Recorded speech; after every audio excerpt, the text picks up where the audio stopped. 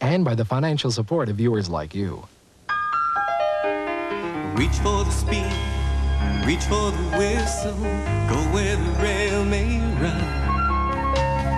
Reach for the words, reach for the story, follow the rainbow sun. To a shining time station, where dreams can come true, waiting there for you.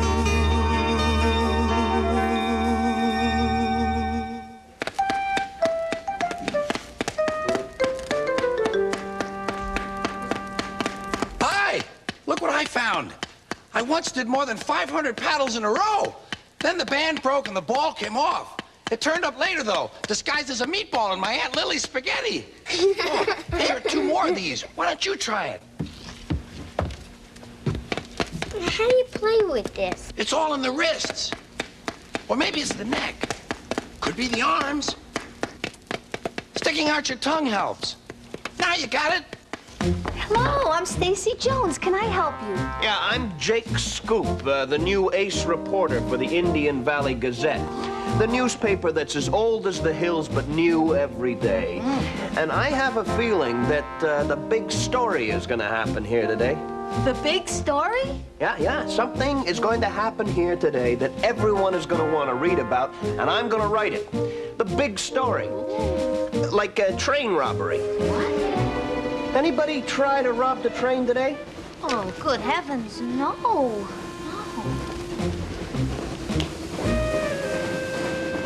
Hey, mister, look what I can do. Kid hits rubber ball with paddle. No, I don't think so, Sonny. I'm looking for the big story. What's the big story? Well, it's that something extra that makes a story special, makes it alive and exciting. Or sometimes it's just something that people didn't know about. Like Mr. Conductor? Who's Mr. Conductor? He's a little man playing paddleball in that box over there. A little man. How little? This big. That big, huh? Let me set you straight here, Sonny. Little men, they're about, say, this big. Okay? A man who's this big is called a baby. Are you telling me there is a baby over in that box playing paddleball? No. I didn't think so. Maybe I was wrong about finding a story here. Maybe this is just a train station with nothing going on.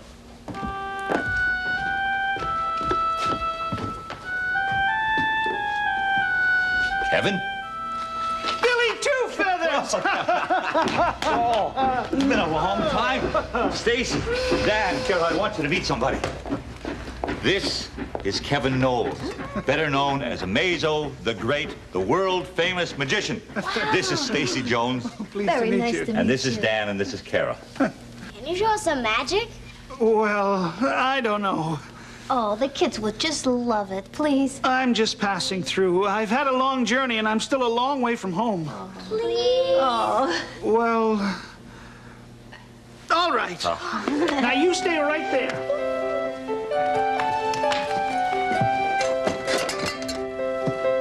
I present to you the famous Chinese linking rings. Now, as you can see, these rings are solid and separate. But just by counting to 3, we can cause these rings to magically link together. Count with me. 1, 2, 3. Let's try it once more. 1, 2, 3. He's awful.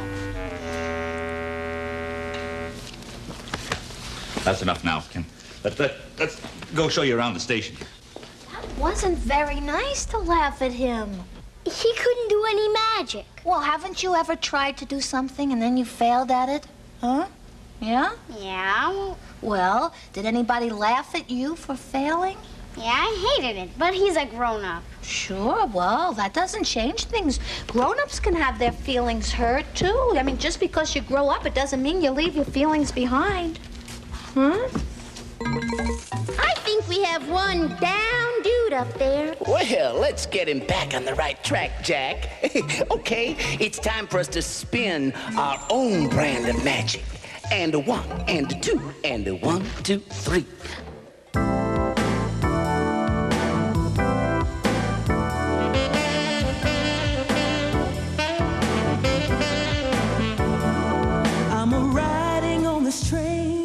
I've got tears in my eyes, trying to read a letter from my home.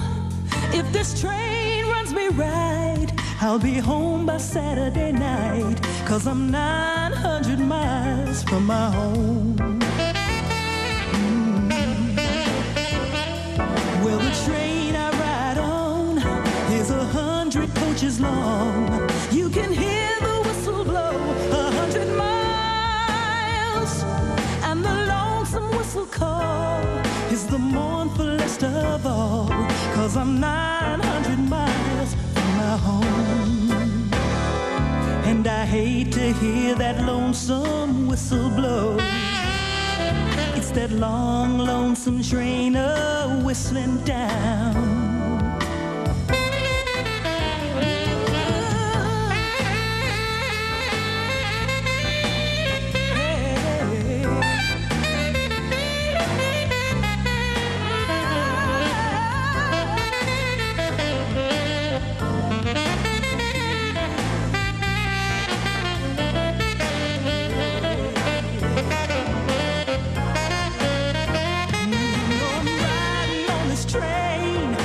Tears in my eyes, trying to read a letter from my home.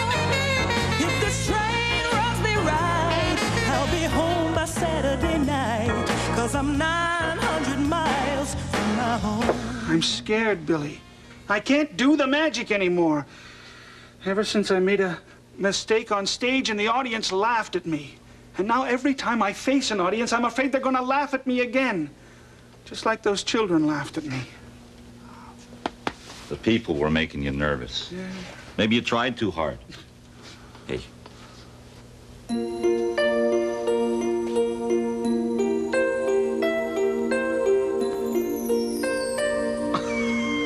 Maybe it's easier than you think. How did you do that? You taught me, remember? Hi, Becky. Hi, Becky. Well, well, well, what are we all so happy about? We hurt a magician's feelings. I don't believe in that stuff. You don't believe magicians have feelings? No, I don't believe in magicians. It's all stupid, phony tricks. You don't believe in magic? I don't believe in magic. You don't believe in magic? I just said I didn't. Wait, how did you do that? Do what? Just say I don't believe in magic in a different voice, without moving your lips. She didn't say it. I did. Are you positive you don't believe in magic? Who said that? I did. And I can tell you one or two things about magic that are quite real. Cut it out, you two. You're scaring me. We aren't doing anything. Nothing to be scared of, Becky. Are you sure you don't believe in magic? It's a little man. It's Mr. Conductor. Wait a second. Neat. How does a doll like that run? On batteries? Stop it! I don't come with batteries. Yipes, it's a real little man. We've been telling you it's Mr. Conductor. Now, do you believe in magic? I do. It's nice to make your acquaintance, Becky. Are you a magician? No, I am who I am. And who I am is who I'll be. You see? But there is a magician here. He's not very good. Now, hold on. Don't start giving up on people because they slip up now and then. If we did that, what would have happened to old Edward? Who's Edward? A train engine. You're absolutely right. A little blue engine. Now I suppose I'll have to tell you about him. Well, what are we waiting for? I'll tell you a story about old Iron Edward.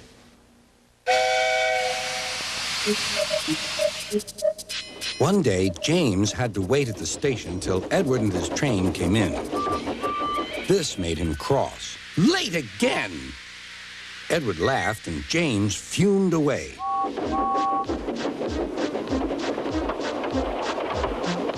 After James had finished his work, he went back to the yard and puffed onto the turntable.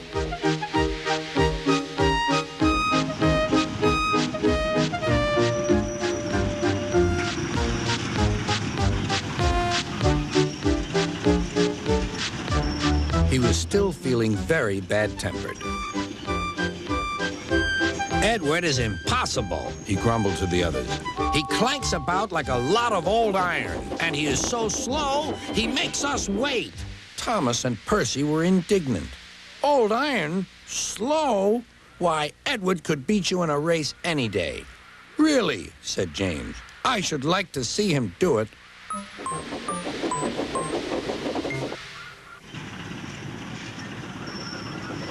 Next morning, James's driver was suddenly taken ill. He could hardly stand, so the fireman uncoupled James ready for shunting. James was impatient. Suddenly, the signalman shouted. There was James puffing away down the line. All traffic halted, called the signalman. Then he told the fireman what had happened.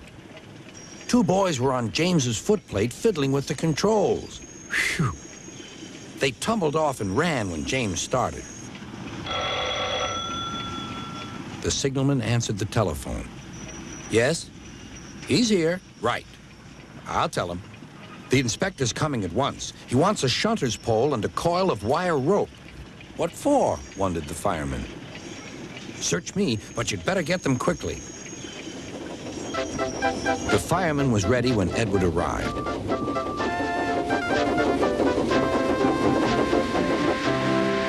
The inspector saw the pole and the rope. Good man, jump in. We'll catch him, puffed Edward. James was laughing.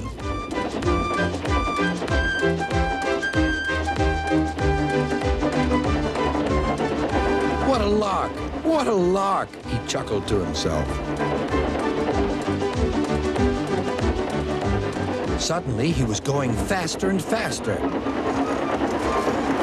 He realized that he had no driver. What shall I do? I can't stop. Help! Help! We're coming, called Edward.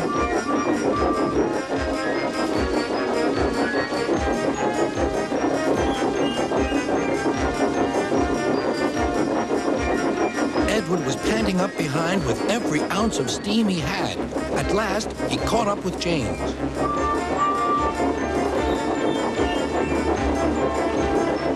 Steady, Edward, called his driver.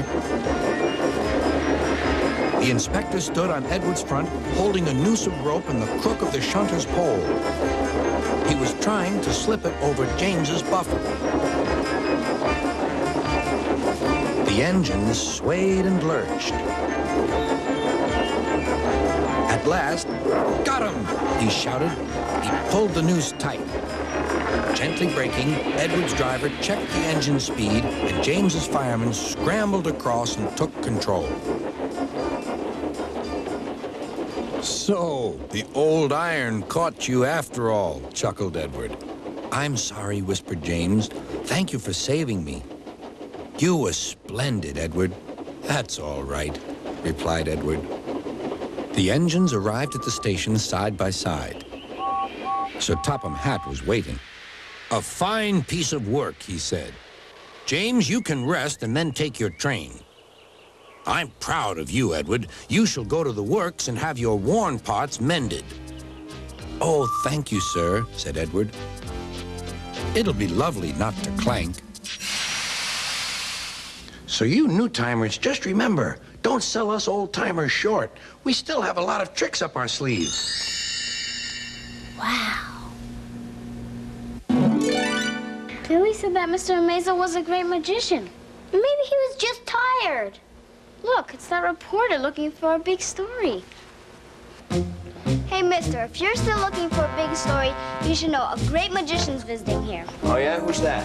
Mr. Amazo, right there. Hey, Amazo the Great. I've heard of you. You were traveling all over the world. So why are you back here? Something go wrong? Well, Nothing went wrong. He's the greatest. You should see him. I'd like to see him do a few tricks. Say, how about putting on a little show for the town folks? I've been traveling for a long time. I'm not really, ready. What's the matter, a little stage fright? He's not afraid. He'll put on the best show you've ever seen. He can make the impossible happen, can't you? Well, Good. I'll spread the word. I can see the headline on the front page now. Magic happenings at Shining Time Station. You know, mister, you could be the big story.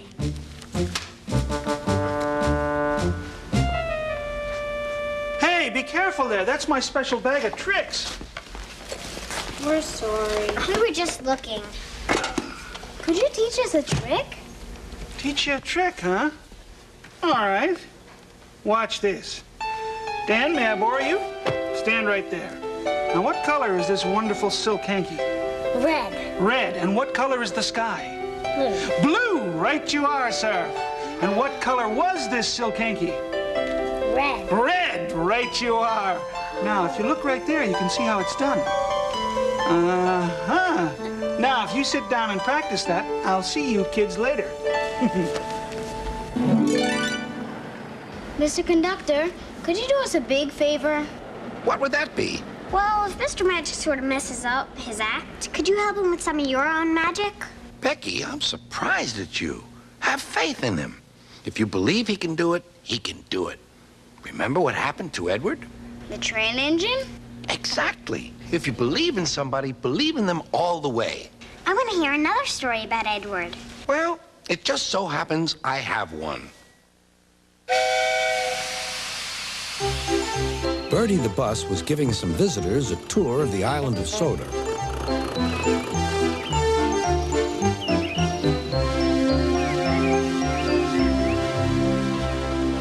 It was their last afternoon, and Edward was preparing to take them to meet Bill and Ben. He found it hard to start the heavy train. "Did you see him straining?" asked Henry. Positively painful, remarked James. "Just pathetic," grunted Gordon. "He should give up and be preserved before it's too late." "Shut up," burst out Duck. "You're all jealous. Edward's better than any of you." "You're right, Duck," said Boko. "Edward's old, but he'll surprise us all." "I've done it. We're off." "I've done it. We're off," said Edward as he finally puffed out of the station.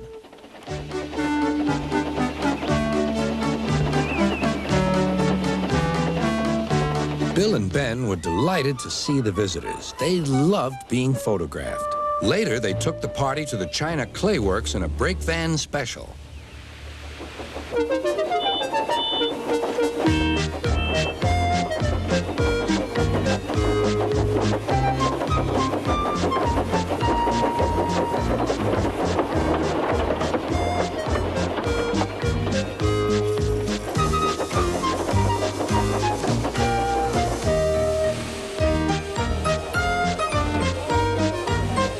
Everyone had a splendid time, and the visitors were most impressed.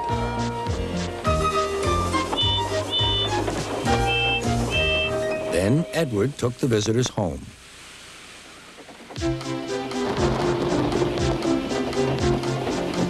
On the way, the weather changed. Wind and rain buffeted Edward. His sanding gear failed, and his fireman rode in front, dropping sand on the rails by hand. Suddenly, Edward's wheels slipped fiercely, and with a shrieking crack, something broke. The crew inspected the damage. Repairs took some time. "One of your crank pins broke, Edward," said his driver. "We've taken your side rods off. Now you're like an old-fashioned engine. Can you get these people home? They must start back tonight." "I'll try, sir," promised Edward.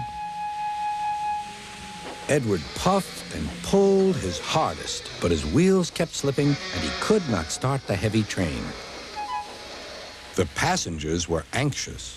The driver, fireman, and conductor went along the train, making adjustments between the coaches.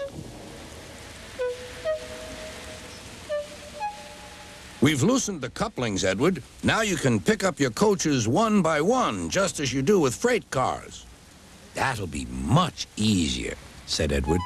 "Come on," he puffed and moved cautiously forward. The first coach moving helped to start the second, and the second helped the third.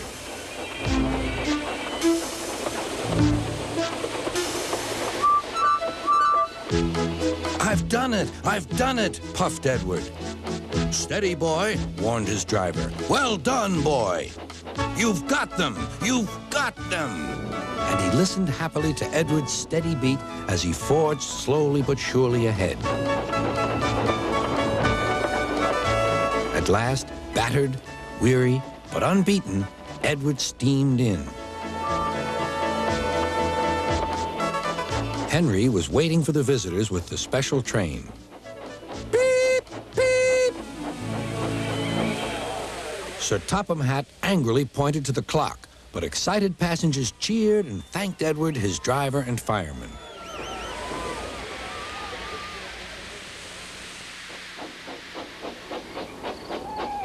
Duck and Boko saw to it that Edward was left in peace. Gordon and James remained respectfully silent.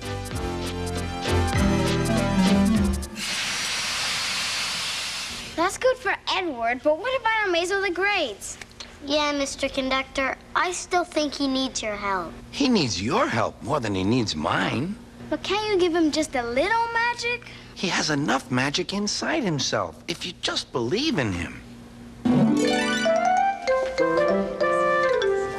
Oh, are you here to report on the show? Ace reporter covers event. I have a feeling this guy's gonna fall flat in his face. It'll be a sad story, but someone's gotta write it. You know, a big part of magic is wanting to believe in it. Do you believe in magic, Mr. Scoop? No, I only believe in what I see. Well, then, you'd better watch, because the show is about to begin.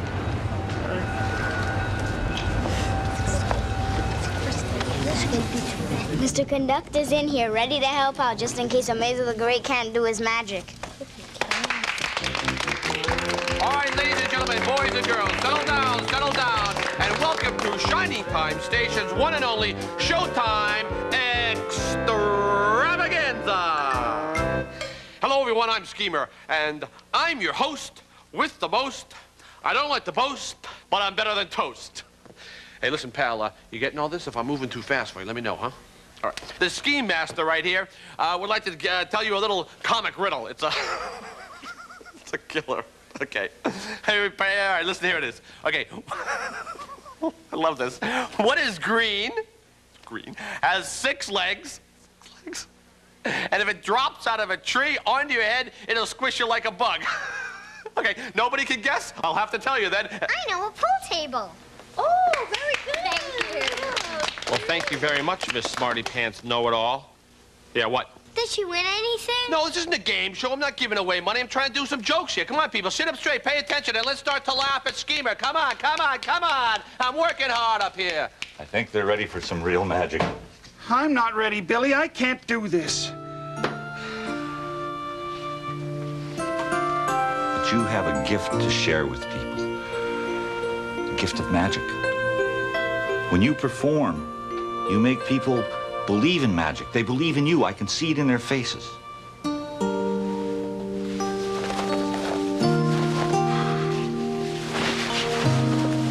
Don't think about your audience. Concentrate on your magic. It's your gift.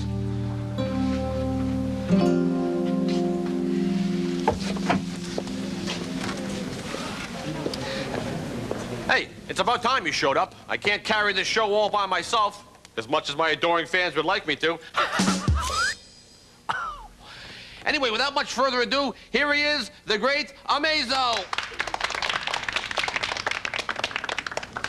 Thank you for teaching us that magic before. Oh, it was just a simple trick. No one has ever taught us anything like that before. I think you can do real magic. Just in case Amazo the Great can't do his magic, Mr. Conductor can. Oh no, it's empty.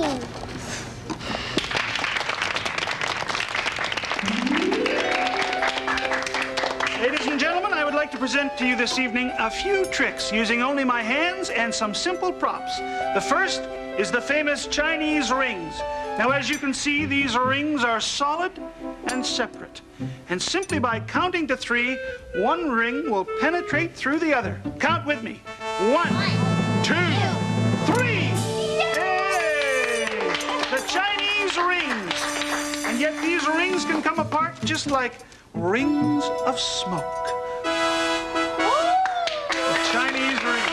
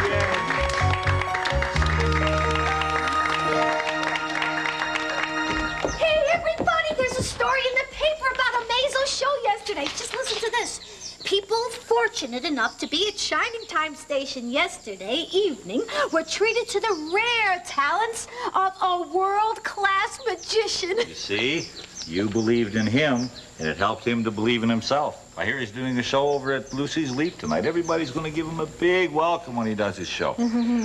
Did they mention anybody else in the article? Did they mention anybody else? Wait, let's see. Oh, yeah. An otherwise perfect evening was almost ruined by a snarly man who yelled at us to be quiet and kept wanting us to give him money. Gee, I wonder who they're talking about. Schemer! What? Ah, Schemer, this will make you feel better. You just got money out of my ear. Well, hey, go get some more money, Billy. Get some more money out of there. But remember, all that money that you find is mine, huh?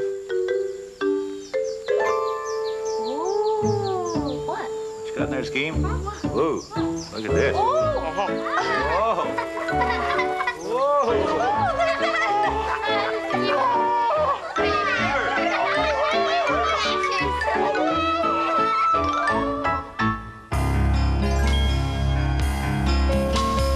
Reach for the speed, reach for the whistle, go where the rail may run. Reach for the words, reach for the story, follow the rainbow sun. To a shining time station, where dreams can come true, waiting there for you.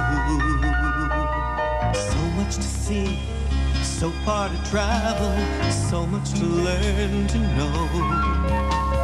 Friends by your side, hopes to hold on to, who knows how far you'll go. To a shining time station, where dreams